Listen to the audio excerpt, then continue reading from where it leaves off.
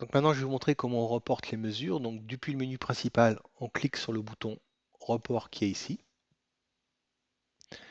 Et on prend la fonction dessin.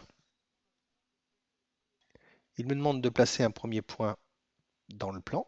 À partir de là, voilà, j'ai une forme d'élastique qui se crée entre le point et mon curseur. Et vous voyez apparaître ici un cadenas. Donc la cadenas donne une information sur les angles remarquables. Donc là, je suis à 0 degré, 45, 90 et ainsi de suite. Donc ça se verrouille par rapport à cette fonction ici. Donc je peux la mettre ou pas la mettre. Donc moi, je mets cette information qui me facilite le placement des murs.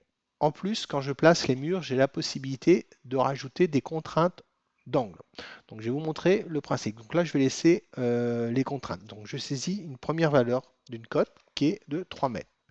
Donc vous voyez ici, la valeur est saisie au clavier. Donc quand vous êtes un ordinateur portable, les touches sont verrouillées automatiquement. Quand vous êtes sur un clavier normal, là vous utilisez le pavé numérique. Donc la première cote est fixée à 3 mètres et le segment fait 3 mètres malgré que mon curseur soit à côté. Donc je place la première cote.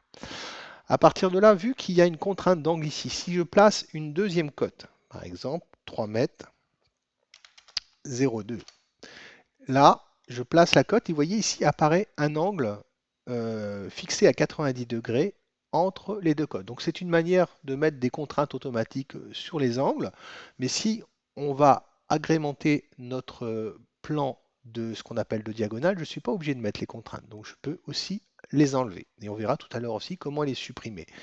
Donc à partir de là, si je replace un deuxième segment de mur qui est à 3 mètres, ici, vous voyez, l'angle ici de contrainte entre les deux murs n'apparaît pas. Maintenant, j'ai un dernier mur à placer à 3 mètres 02 et je valide. Les cotes des murs saisis associés au plan sont stockées sur la partie gauche. Pour des besoins de présentation, je vais changer de pièce et reprendre le menu report. J'arrive dans la partie dessin et là je vais vous montrer comment on gère une erreur de dessin. Un premier point, je rentre ma valeur de 3 mètres. Je rentre ma deuxième valeur qui est de 3 mètres 02.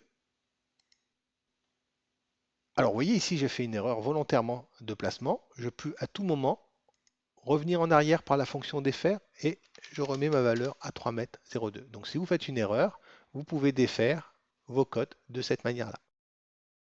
Avec uniquement 2 cotes sur une pièce rectangulaire, j'ai la possibilité de fermer cette pièce. Donc j'utilise le bouton qui est ici.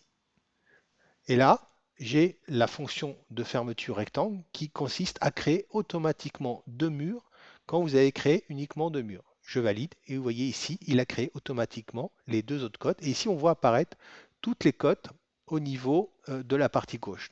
Les cotes apparaissent en bleu de 2 couleurs différentes dans la partie gauche, car tout à l'heure j'ai supprimé une cote, mais il a gardé en mémoire la cote qui a été supprimée. Donc celle qui est en bleu ciel, c'est la cote qui a été conservée, que j'aurais pu réutiliser au lieu de la saisir. Donc ici, on a la cote qui est stockée. Si on veut la supprimer, on clique sur le crayon et on supprime au travers de cette boîte la cote. Donc ici, je retrouve mes 4 cotes de mur de contour. Donc quand le pourtour de la pièce est fait, on va pouvoir rajouter tout ce qui est décroché, coffre et embrasure. Et là, on va utiliser une fonction particulière pour réaliser ces décrochés. Donc le logiciel, à partir de là, me demande de sélectionner le mur où je veux mettre le décroché. Donc il le met en surbrillant, je le sélectionne. Il me propose un choix de décroché, de coffre ou d'embrasure avec un sens de prise de code par les numéros qui sont repérés.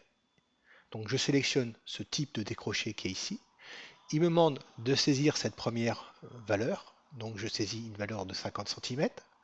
Je saisis une deuxième valeur de 40 cm. Et là, le décroché, il le met dans cet angle-là et dans ce sens. Avec les 2 boutons qu'il y a ici, je vais pouvoir modifier le sens du décroché et l'angle du décroché. Donc je sélectionne ici mon décroché, je valide. Et à partir de là, vous voyez apparaître dans la partie gauche conteneur des cotes les 2 valeurs qui ont été renseignées, mais aussi sur le plan, le décroché du plan qui a pris la forme. Maintenant que le pourtour de la pièce a été réalisé, on va pouvoir étayer le plan de cette pièce avec un ensemble de cotes de type diagonale, perpendiculaire sur cette pièce. Donc pour accéder au menu des cotes de diago, on va utiliser la fonction cote qui est ici, et là il nous propose le choix justement entre les différents types de mesures que l'on peut placer. Je place une cote de diagonale, le logiciel me demande de sélectionner un sommet, je sélectionne ce sommet, je saisis une valeur de cette cote et vous voyez là il fixe automatiquement le segment bleu à la longueur de la diago. Quand je me positionne sur l'autre coin, il m'affiche l'écart, par exemple ici, de 3 mm entre la cote de diago et le pourtour de la pièce qui a été créée. Ma cote est placée et elle se stocke ici dans le container des cotes. Je peux aussi avoir une cote de décalage. Alors qu'est-ce qu'une cote de décalage? Une cote de décalage, c'est un élément qui va nous permettre, ils sont ici dans ce coin-là, imaginons qu'on a un meuble et que je peux prendre ici que la cote formée entre le meuble et le mur parce que l'angle de la pièce n'est pas accessible.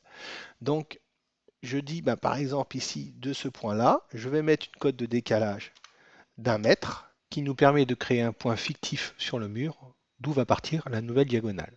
Maintenant, il suffit de placer la diagonale avec le même procédé que tout à l'heure, en partant du point sur le mur jusqu'à l'angle opposé. En complément des diagonales, je vais pouvoir aussi rajouter des contraintes angulaires sur des petits décrochés comme ça qui représentent des centres de canalisation d'eau. Donc pour opérer au calcul de compensation, je vais rajouter ici une contrainte à 90 degrés en prenant cette fonction-là et en l'appliquant sur les angles de ce décroché.